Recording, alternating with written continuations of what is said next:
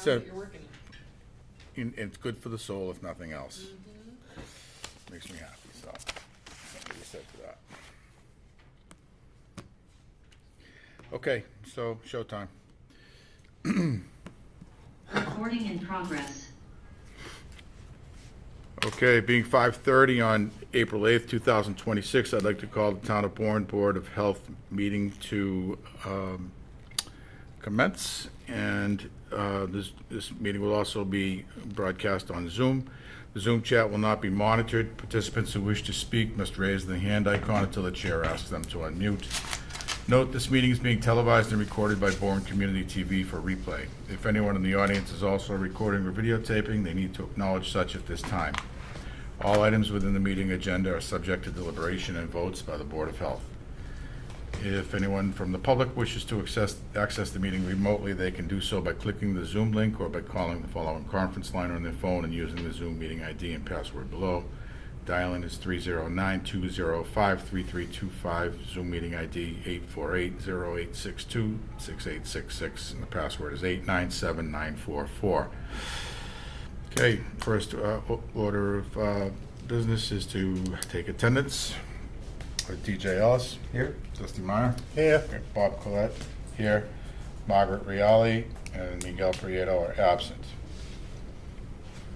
Number 2, introduction to technical assistance contractor David Murphy, professional engineer of Ty and Bond.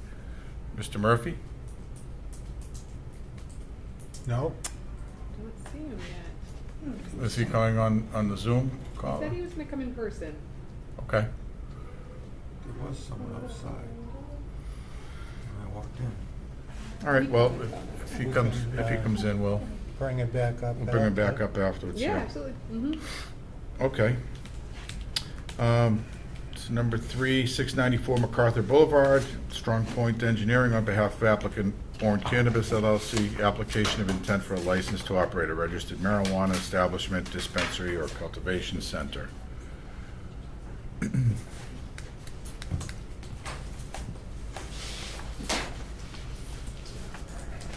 And I guess I'll stick this over here. That way, okay. Good evening. Hello. For the record, Eric Dias, registered professional engineer, Strong Point Engineering. With me tonight on Zoom is Michael Kinahan. He is one of the owners of Bourne Cannabis LLC, for which we are here tonight. This site is located at 694 MacArthur Boulevard. We do already have our HCA in hand, which obviously we wouldn't be here if we didn't. And we have submitted to the planning board for site plan review, special permit. We need to get through this process before they'll hear us there, but that's imminent once we, hopefully, if we're successful here. Before I get too much into the site, I'd like to talk very briefly about the ownership of this particular group. I think it's an interesting blend of people. But before I do that, let me say this. I've been before various boards for probably 12 or 15 of these things in the last 2 years. Never before the Board of Health. So if I miss something that you're looking for, or I tell you more than you want to know, stop me, ask questions, feel free to interrupt. Sure. So, just if I may, Yes, sir. is this the old Atlantic Car Wash site? It's not a car wash. It was. It was. It might have been at some point. It was. Nope, that's the other location. And then That's there's one over in 120 Sagamore, MacArthur. right? Sagamore Beach. 10 Canal Street. Where's 694? So MacArthur 694 is actually about a half a mile before the Otis Rotary. Oh, Oh, totally different. If you Yeah, that's what I was go, asking. so Otis Rotary is this way, about another half mile. This building right now, I think it was last an auto body repair shop. It's a white building, and I think there's still a decal of like a car smashing through the building on the front of the building. Before that, I think it's been all kinds of stuff. It was an ammunition shop at one oh, point. it's a I gun believe. shop? Yeah, I think it was a gun Oh, store. a couple of years ago. Yeah, So it's, right down it's the street from building that's next to the old Picasset Dunkin' Donuts. there. Yeah, I know exactly where it is. I was wondering if that, yeah, because I looked at the address and I'm like, that 694 can't possibly be the old Atlantic Car Wash. No. Because those are the low numbers. Yeah, So I was yeah. thinking, wasn't aware that there was a third Yes. dispensary opening. And I believe this one is the most recently issued HCA. Okay. Yes. So just to be very briefly to touch on the ownership of this. So the ownership is made up of several folks, one of which is Michael Kinahan, who's on the call with me tonight. He is a social equity owner. Michael actually co-founded and operates Tower 3 LLC in Taunton, Mass. They are a cultivation facility, very successful cultivation facility. In fact, Michael can talk about it more than I can, but my understanding is that they've sort of got like a boutique niche, and their particular products are very much sought after, to the point that I think they have exclusive deals with certain vendors, and they only sell in certain locations. So this will be one of those locations. In addition to Michael, Tejal Patel has founded quite a few of these, actually. She's a founder and operator of Stories Cannabis in Fall River. She co-founded Uma Flowers, which has facilities in Pepperell and Lunenburg. And I'm actually working on opening a facility that she co-founded in Attleboro, Mass. right now, that should be opening within the next 3 months or so. And then Janesh Patel, he has founded and operates a facility similar to this, actually in New Jersey. And his background outside of that is in convenience stores, gas stations, liquor stores. And the reason I bring that up is just to say that, you know, this team has a lot of experience behind them. They've done this before as far as security procedures, regulatory requirements, all that stuff. They're very well plugged in. They've all been very successful. In fact, to the extent that you want to take my word for it, I've worked with the three of them on various different projects with great results. They're a good team, very responsible. So I just wanted to touch base on that very briefly, but I'm sure if there's more questions, I can continue. With regard to the site itself, as far as location, like we mentioned, it's about a half a mile from the Otis Rotary here. It's about 400 feet from the, I'll call this the southbound U-turn, and about 1,500 feet from the northbound U-turn. Puts us in a great location right between those two. You slip in, slip out. We had a traffic study done that shows, you know, no impact for peak hour traffic, things like that. Nothing to really worry about there. The other thing with these facilities, there are other facilities as well, and what they're planning here, a lot of their business is, I think takeout is probably the wrong word, but you can pre-order what you want, come in, pick it up.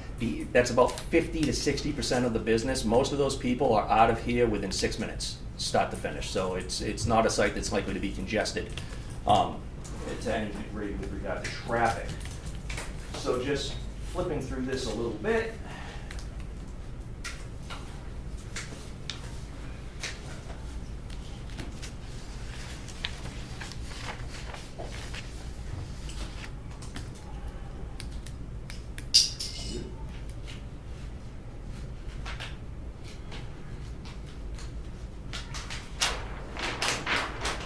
So this is the existing additions plan of the site. I think we talked about it enough. I think everybody here is pretty well familiar with what it is. Right now, the site it's a blighted site, let's face it, on the kind of a main corridor through town. So obviously there's an interest in town-wide of revitalizing these type of sites, things like this.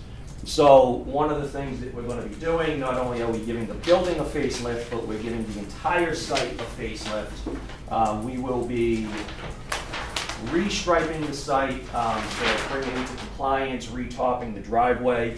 We will be putting in a new septic system that goes with this. In fact, Caitlin and I were on site October-ish, maybe, doing test pits out there.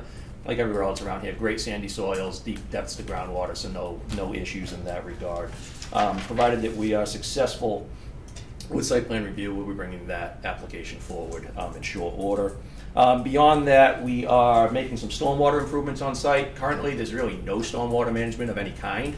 We are not only reducing impervious surfaces on the site, but we are installing a rooftop infiltration system to the back of the site just to get additional clean water back into the ground as much as we possibly can. So overall, from a site perspective, it's a great facelift. It's good for the site, good for the environment.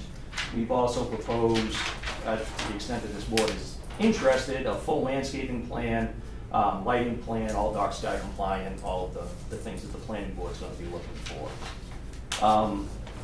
With regard to the layout of the building itself, I know one of the things on your application that is mentioned is security plans and procedures, things like that.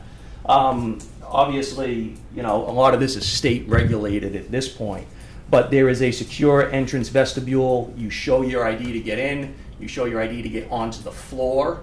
Once you're on the floor, you can shop. I think there are tablets around where you can order from. They have what they call bud tenders. They carry tablets around that will help you pick out what you need. Those orders get shipped straight back to the processing area. You come up to the checkout lot, to the checkout counter, you give them your name, you present your ID again, and then they verify your order, give you what you need, and then you leave. You leave through a secure exit that is separate from the entrance. You cannot get back in through that exit, and the reason that these things are separated is that so somebody can't run in if somebody's walking out. The little kid or something can't get in there and try to sneak in, something like that. The deliveries will come from the side of the building here, which if we go back, is located in this location on the side of the building here. That'll be a secure delivery entrance. So we've also, in addition, and yes, let me just back up for a minute. And in addition to, I mentioned the facelift to the building, just to show a rendering of what, or an elevation at least, of what that might look like. Going to be a nice kind of village-style looking building, significant facelift to what's there now.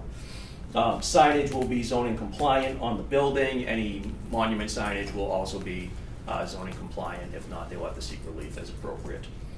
In addition to those things, in our application package, we provided an employee handbook and the retail narratives from the project. Those are directly from the HCA application, and those give all the details of what's sort of on the checklist for the application: the security plans and safety procedures, personnel policies and procedures, record keeping and quality control, safe transportation and delivery procedures. I can talk through those if you'd like, but I figure it's probably best to just let you folks ask questions about it. What I will say though is that all of the companies that these individuals own have great reputations. They're all successful. They have good employee retention. They all offer benefits. And I know in this particular location, they have goals for diversity of hiring, and I believe there is a program with housing assistance for employees who qualify, things like that. They are looking to hire, I believe, and Michael can correct me if I'm wrong, I think it's a minimum of about 25% employees live in Bourne who are current Bourne residents, things like that. And the location that we're in, I think, attracts the next town over. I believe last time I knew they did not have retail marijuana facilities, so it would cut that off and kind of be an additional draw to get more revenue to this location and in turn the town. So really, those are the finer points. Before I ramble on for too long, I'm glad to just turn it over to questions. Katie, how many licenses have been committed already? This would be the third HCA, and that's the max allowable that we've been under the current bylaw. So, Right. because I see the one at the, State Police Rotary heading towards Falmouth on 28, down in the hollow. Yes, so yeah, That's 120 MacArthur One in Boulevard Sycamore. and 10 Canal Street are the other two HCA's. And then this location was granted the HCA from the select board, and now they're getting the permitting through us, planning board, and finishing out their state permitting. Okay. And for you, sir, Yes. how many parking spaces? Sure. Really, it's a planning board, but Yes, I do have that here. So we are proposing a total of 29 parking spaces, and under your current zoning bylaw, we are required to have 25. So we do have 4 additional spaces. If there ever did become a need, we do also own this piece of property over here. We could expand parking if we needed to, obviously under an additional permit or anything like that would be required, but based on our... I was just curious Yeah. and worried about tying up 28 if you didn't have adequate parking on the property. But Sure. you do. We do, yes. We exceed the zoning bylaw, and we have ability to expand if, hopefully we're that successful. Thank you. Sure. I'm sure that there is some, abandoned light there on the property. I'm sure that's all being taken care of, right? Removed. I don't know, abandoned vehicle or something. I recall being there. I'm not sure if it's still there or not. Yeah, I don't know if it Stuff. still is, but this will get a complete facelift Yeah. before it opens for sure. All right, and can you elaborate on the training that the bud tenders go through, or perhaps? That's not really my niche, Yeah. but Mike might be able to elaborate on that. Mike, is that something you can talk to? Yeah, of course. Thank you everyone for having us. So the state requires a certain amount of hours per employee. Anyone to get a badge, you need a badge to work in the cannabis industry. So in addition to the state requirement, we typically do an extra 8-hour training session for each employee. And it breaks down everything from security protocols to products, where the emergency exits are, taking IDs, it's pretty redundant. It goes through everything you can think of.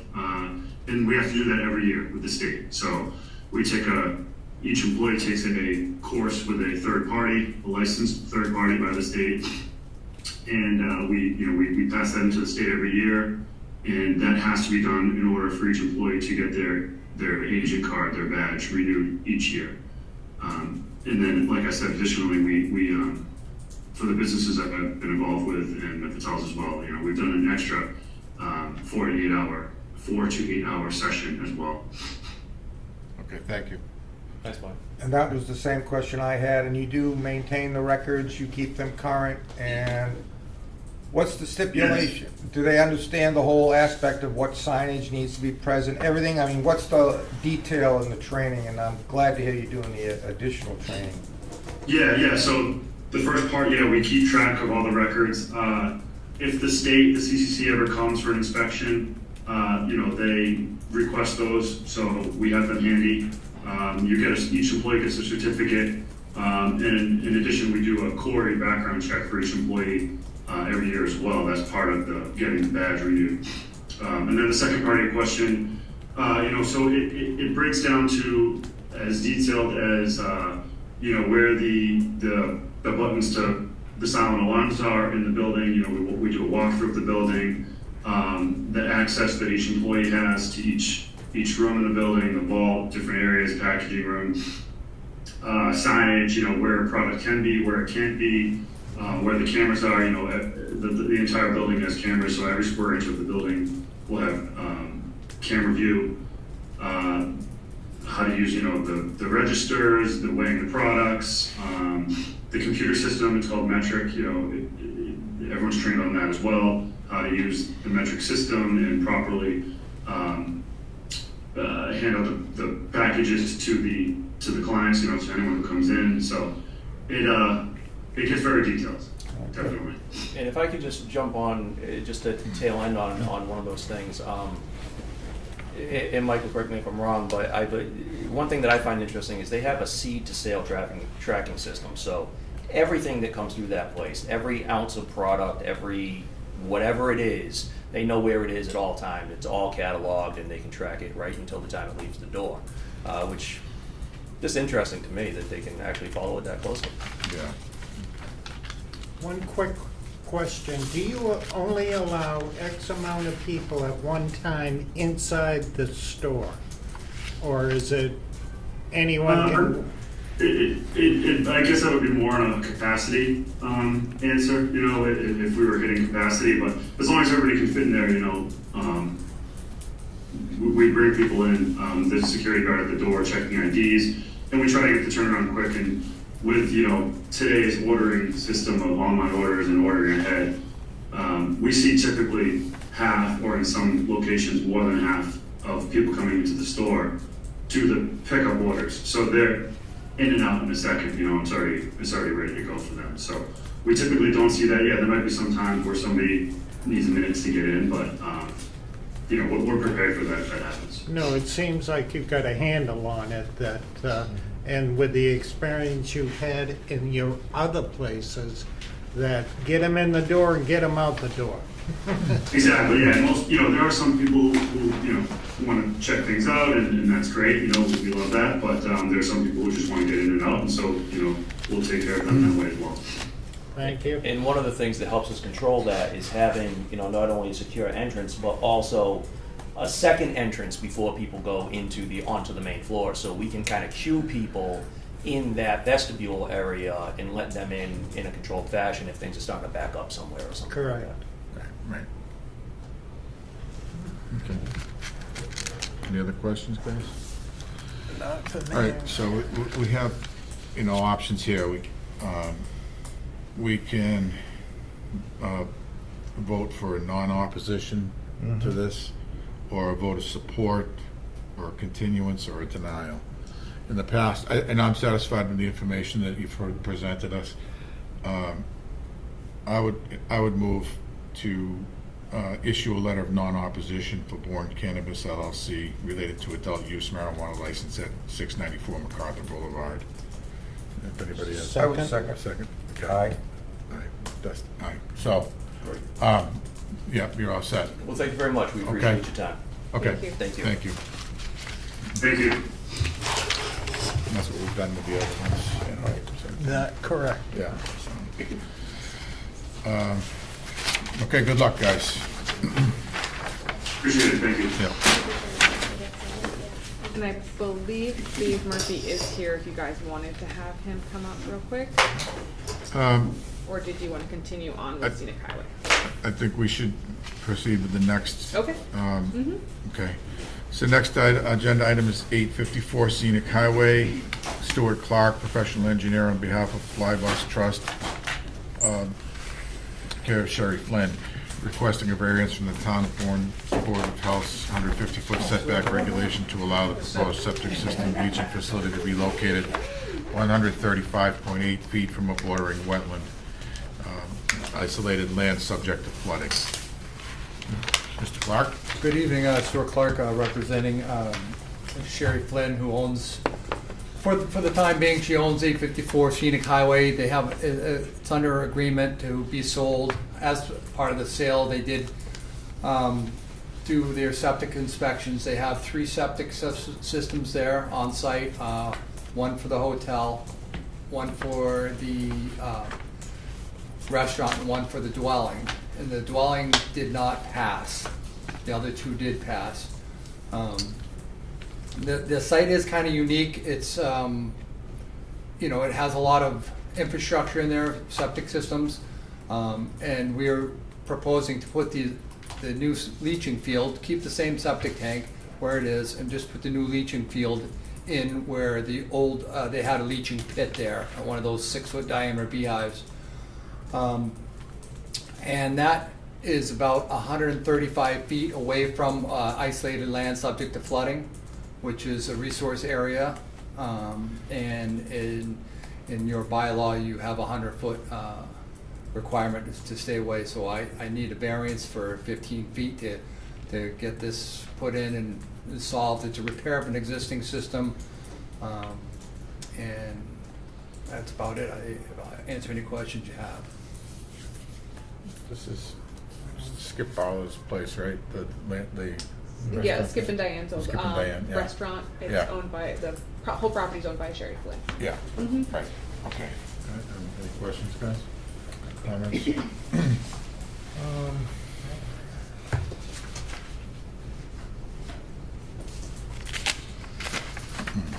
one who have the most to say, I think, will be the Conservation Commission, and that's their. Right. Conservation, Stevie submitted a letter, right? Yes, so they had to skip a couple meetings, so they were limited. We reviewed this plan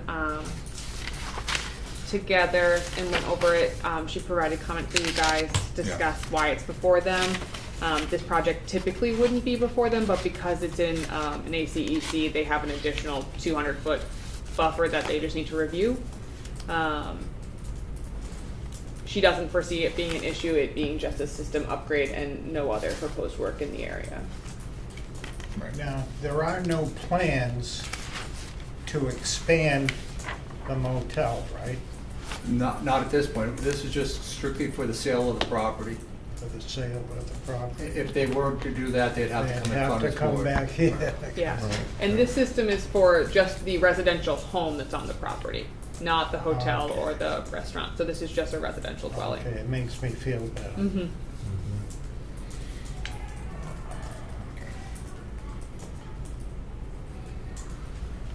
Actually, I have no concern if it's the house. No, Yeah. yeah, I don't have, I was worried it was a motel. Right. And, And it doesn't look like there were too many other options to move it further out because of the proximity to the restaurant and everything. And the additional systems on the lot, yeah. Right, and all the other systems they had there. Okay. It's definitely tight. Yeah, it is.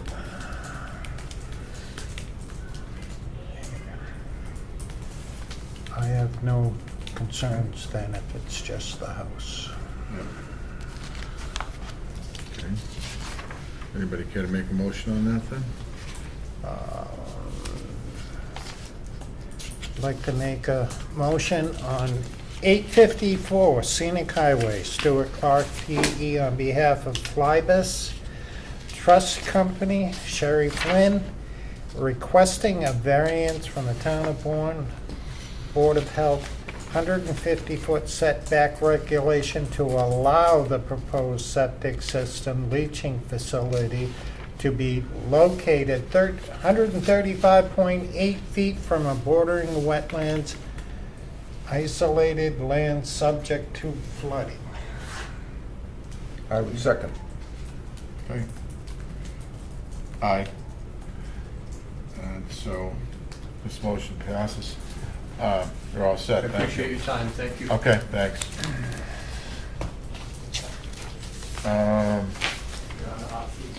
All right, we can bring Mr. Murphy.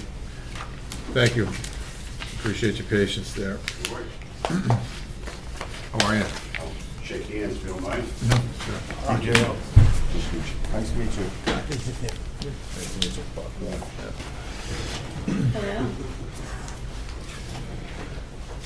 You served with us on the last time. I did. I was over at the landfill earlier and went to town hall and Owen was there. Oh, once upon a time, the board used to meet over there. Is that where you thought the meeting was going to, yeah. I found you.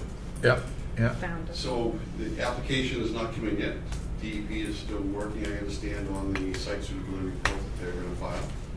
If I understand correctly from council and from Michelle O'Brien, I'm serving Michelle O'Brien in the town of Hudson right now on a very controversial transfer station site assignment. Michelle's the hearing officer. For you, Michelle will be representing Dan Barrett and company. But if I understand correctly, the South Coast denial that is now in court has caused all sorts of commotion at Mass DEP. They're dotting their i's and crossing their t's and fearful of lawsuits. And so everything they're doing is very, very thorough and detailed. So I don't think we're going to be seeing a submittal before the board. Probably not this month. I guess it's going to be in May sometime. Is that about correct? I think so, yeah. Have you guys met Mark Reitz yet, from the attorney that you've hired? Bob and Margaret interviewed him. Yeah, He hasn't met with the rest of the board yet. right. We met him over the Zoom. Yeah. Yeah. I know, Bill, you've been through the site assignment process once. Have you ever had the luxury of going through a site assignment process before? This will be, I have not. it's a, if you're not aware, if you, maybe you warn them some, but it's No, it's a let them on their own. it's a very, not many boards get to go through it, but when you do go through it, it's a long, complicated process. It's like a court proceeding. There's a judge, a hearing officer, there's counsels on both sides, there's expert witnesses on both sides. Interveners can file, 10 citizen intervener groups can come in. In Hudson, we have 6 10-citizen interveners. So during the set assignment proceeding, everyone gets to put their case on, they put their witnesses on, there's cross-examination by counsel for the applicant, counsel for the Board of Health. The applicant pays for the hearing officer, the expert witnesses, and the attorneys for the Board of Health. We represent you So technically, our firm is your expert on all things solid waste, transportation, air, odor, water quality, you name it. So you can rely upon us for all your expert witness testimony, and you'll be relying on Mark Rich for your legal counsel. John Shea will be your hearing officer. John has been in the industry almost as long as I have. So I'm 45 years now in the solid waste world. Hopefully retiring soon. But Now, it's- I'm fascinated with this whole process, and as a neophyte to the whole concept and this whole thing, I'm curious as to why that sort of structure there, with both two sides and all the interveners and all of that. Can you break that down for us and I can. explain the purpose of that? There's a set of rules called 310 CMR 16. It's mass regulations for solid waste site assignments. So the Commonwealth, in its wisdom, did not want a state agency to have sole authority over the permitting of a solid waste facility. Oh, I'm sorry, could you go to the microphone? Oh, sure. Yeah. Sure. Yeah. The Commonwealth did not want to have a state agency solely responsible for the permitting of any solid waste facilities. They're fairly controversial. They wanted to have a mixture of state authority and local control. So the site assignment regulations wove this pathway of detailed involvement of the local Board of Health. And your ability to review and analyze a piece of land prior to it being site assigned for the use of as a landfill, a resource recovery facility, a transfer station, or construction and demolition. Those are the four type of operations. That it gives you maximum control, effectively. So the state, shares that authority with you. And the site assignment rules have 6 sets of criterion that are site-specific to a site. In other words, so many feet setback from a water supply, so many feet setback from a home. And there's 6 of those criteria. And then there's 12 criteria that are more general. Things like vectors, things like agricultural land, things like noise and air quality and that type of thing. So the rules require the applicant to go through and prove to you effectively that it meets those criteria. And they have to go through the process of hiring their experts and demonstrating in their application and their testimony that the site qualifies. And the process is set up so that the Board of Health, has the ability to hear that testimony, judge that testimony, question the testimony, and with your experts and with your counsel that the applicant is paying for, cross-examine that. And so it really empowers the boards of health. The state regulations empower the local Board of Health with that authority, and it forces the applicant to pay for all that. And as in the rules themselves, it sets aside calculations for if they're asking for a 500 tons per day extra. There's actually a calculation that shows how much money they have to pay you for the hearing officer, for the lawyer, and for the engineer. It's all set in stone. Councils can negotiate no limit on that particular number, so you can actually successfully get more if you need that. And the rules are they're exhaustive. You'll get to know 310 CMR 16 quite well. Part of our role is your counsel, Mark Reich and myself, is to help basically walk you through that process and bring you up to speed on that process, and provide you the paperwork necessary, the memos necessary, the rules summaries necessary. And it is a legal proceeding, and the hearing officer has the authority and the responsibility to run those meetings and run them in such a way that only certain people can talk. Not anyone can come to the microphone and talk. It's a very controlled setting. You have to have the right to be part of the procedures. Sometimes boards of health will allow a period of public comment if you want to. The hearing officer, however, has the right to say yes or no.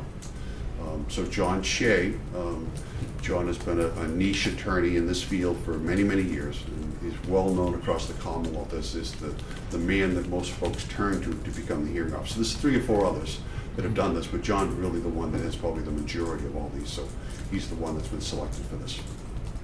So that's the general oversight. Any detailed questions at all, or?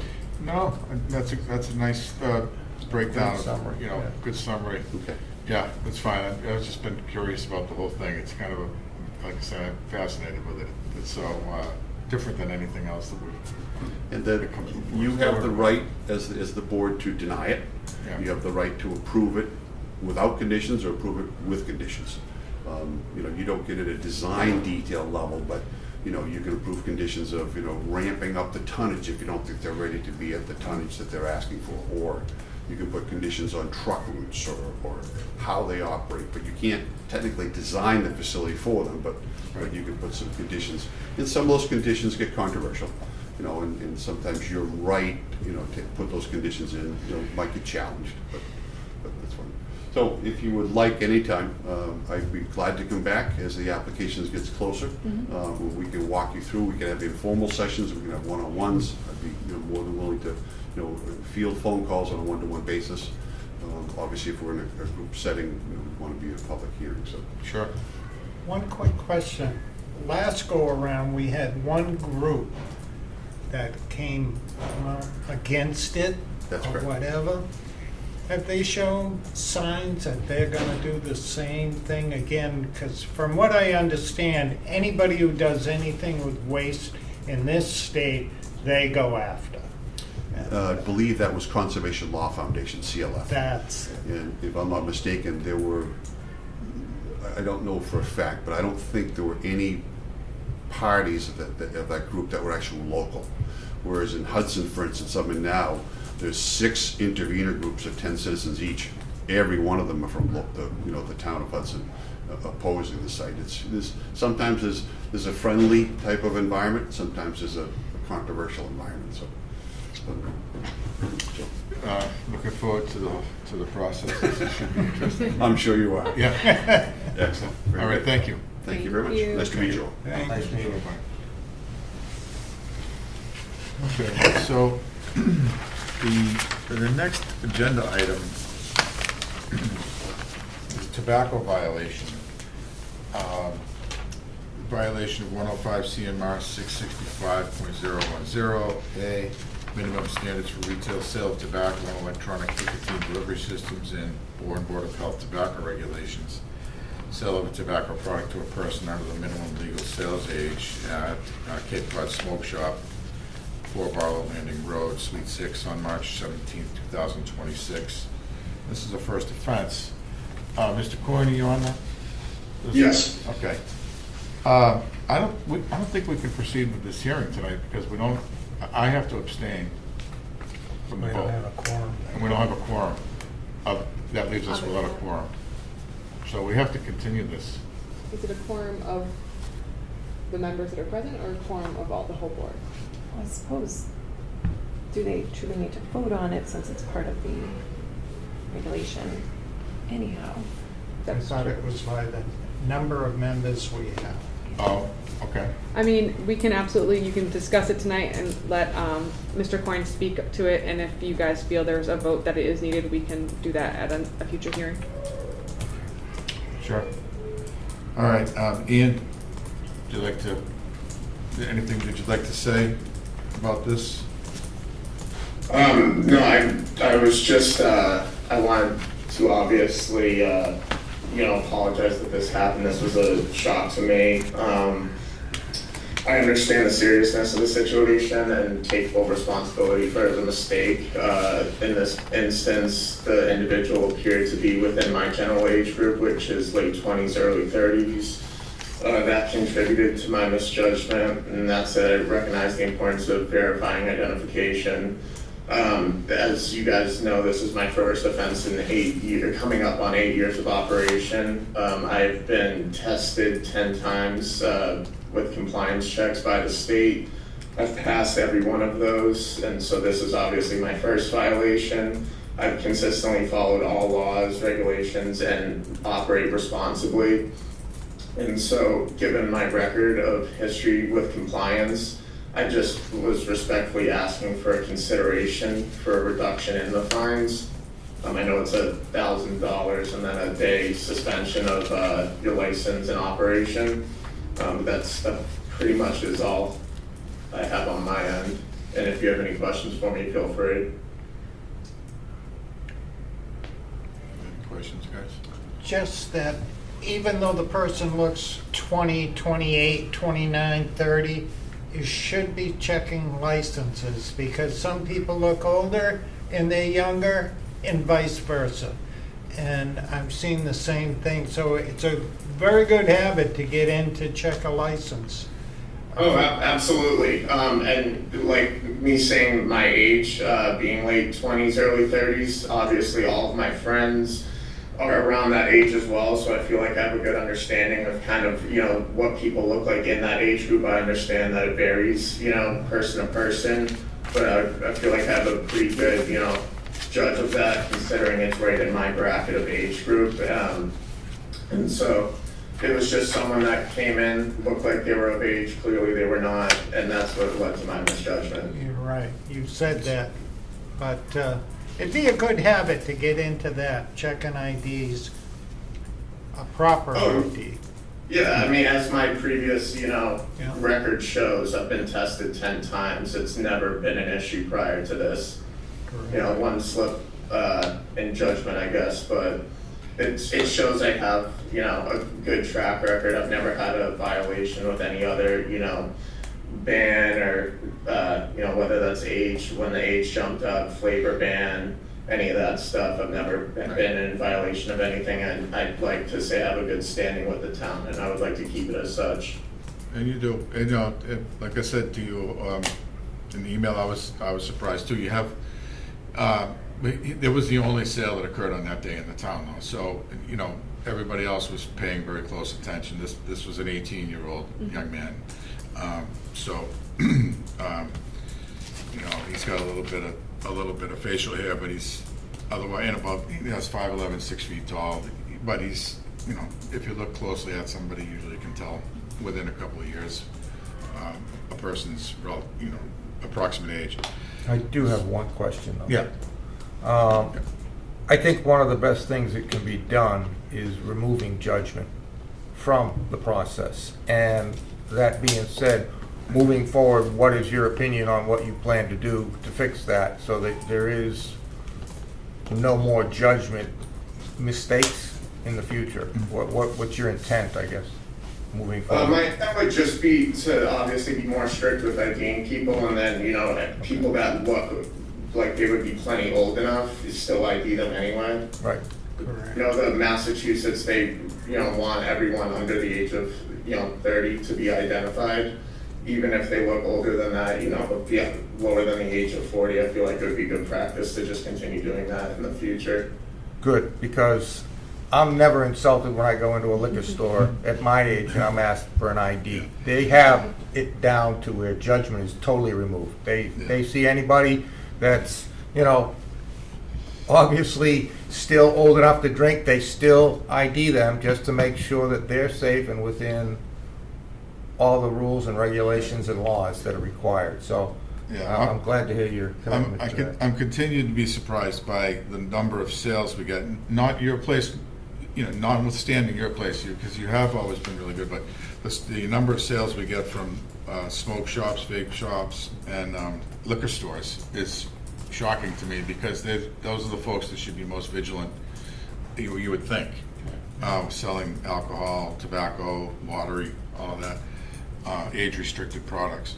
But we continue to get an inordinate number of sales from that style of establishment, those styles of establishments. So, but I'm sure this is a rare exception for you. I know it is, but in the future, you just have to be right on top of every person who comes in that place and make a joke about it if you have to. Ask them for the IDs. And a lot of places have the scanners now, so you just scan it, and even though those can be overridden, it's a pretty good way to go.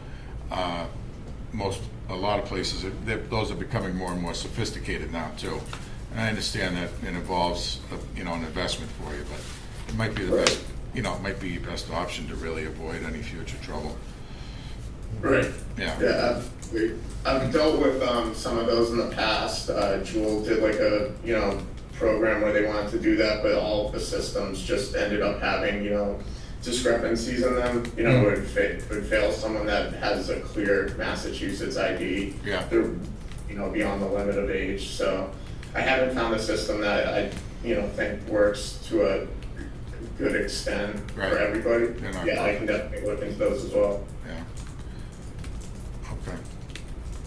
So, any other questions, guys, or anything? So we're gonna we can't vote on it tonight, but, there is really, as I explained to you, there's no variance in what can be done around the penalty, because the way the state law and the local regulation is written. But I would expect that we won't see you before us again. But Right. we'd have to put off the vote to the next meeting. So it's Okay. at least a couple weeks out, because, we don't have a quorum. Do you require a move for a continuance? Or if we just put it off? I wouldn't say you need to move on a continuance. You guys can take no action this evening. Okay. Or you guys can make a motion to continue, confirming, the penalty to a little later date, if that works for you guys. And in that case, Ian, I know that you work during these hours, so it's not necessarily easy to take another afternoon off. You could. We're cutting in and out during the part where you said why it couldn't be voted on today. Yes, so Bob being part of the tobacco control, regional control, doesn't want to have like a bias in his vote, so he can't vote tonight, so we don't have a quorum of the board present for the vote.